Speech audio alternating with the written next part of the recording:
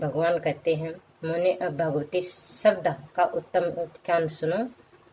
कहता हूँ, पितरों के लिए यह तृप्तिप्रद और श्राद्धों में फल को बढ़ाने वाला है।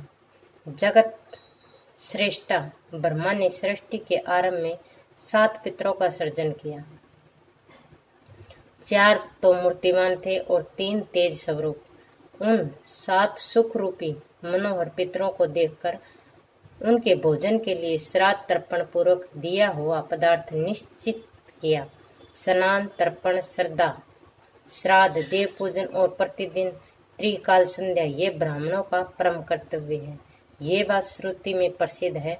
जो ब्राह्मण नित्य त्रिकाल संध्या, श्राद्ध, तर्पण, बलि और वेद ध्वनि नहीं करता, उसे अजगर सर्प के समान समझना चाहिए। नारद देवी की सेवा से वर्जित तथा भगवान को बिना भोग लगाए खाने वाला व्यक्ति जीवन पर्यंत अपवित्र रहता है।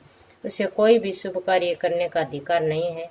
यो ब्रह्मा जी तो पितरों के आहार्थ, श्राद्ध आदि का विधान करके कह के चले गए, परंतु ब्राह्मण परवर्ती व्यक्तियों के दिए हुए कव्य पदार्थ पितरों को पा नहीं सकते थे। अतः वे सभी सुधा शांत न होने के कारण उदास होकर ब्रह्मा जी की सभा में गए। उन्होंने वहां जाकर ब्रह्मा जी की सारी बातें बतला दी। तब उन महाभाग विधाता ने एक परम सुंदर मानसी कन्या का प्रकट किया। सैकड़ों चंद्रमाओं की प्रभा के समान मुख वाली वह देवी रूप और यौवन से संपन्न थी। उस साध्वी देवी में विद्या, गुण, बुद्धि और रूप सम्यक प्रकार से विद्यमान थे। सफेद चंपा के समान उनका उज्ज्वल वर्ण, वह रत्नमय भूषणों से विभूषित मूल प्रकृति भगवती जगदम्बा की अंशभूता वह देवी मुस्कुरा रही थी। सदा विशुद्ध वर देने वाली और कल्याण स्वरूपिणी उस सुंदरी का नाम शब्दा रखा गया। भगवती लक्ष्मी के सभी शुभ लक्षण उसमें विराजमान थे। वह अपने चरण कमलों को शतदल कमल पर रख हुए थी। उनके मुख और नेत्र विकसित कमल के सदृश सुंदर थे। उसे पितरों की पत्नी बनाया गया। ब्रह्मा जी ने पितरों को संतुष्ट करने के लिए इस दृष्टि स्वरूपिणी को पत्नी रूप में उन्हें सौंप दिया।